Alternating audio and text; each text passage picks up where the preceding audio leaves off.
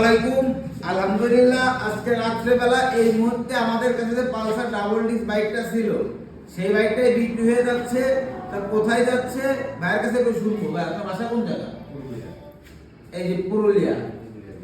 আচ্ছা, বাইক কি পছন্দ হয়েছে? আচ্ছা, বাইক কয় টাকায় পাইছেন আপনি আজকে?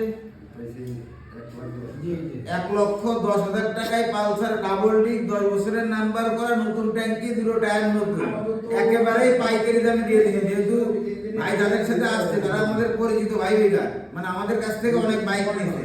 তবে একটা কথা বলবো যে বাইকটা সাবধানে চালাবেন, আর হলো একটা হেলমেট পরে বাইকটা সবসময় চালাবেন। আর আপনাদের ওই দিক থেকে যদি কেউ বাইক কিনতে চায় সেক্ষেত্রে আমাদের শোরুমের কথা বলবেন, আর যদি কেউ বিক্রি করতে চায় সেক্ষেত্রে আমাদের নাম্বারে ফোন দিবেন, আমরা যাই বাইক নিয়ে আসবো সর্বোচ্চ দাম দিয়ে। আচ্ছা, আমাদের শোরুম ঠিকানা নড়াইল সদর পুরাতন বাস টার্মিনাল থেকে রেল স্টেশন থেকে শোরুম আরএস মোটর। সাইনবোর্ডে আরএস মোটর 2 লেখা আছে।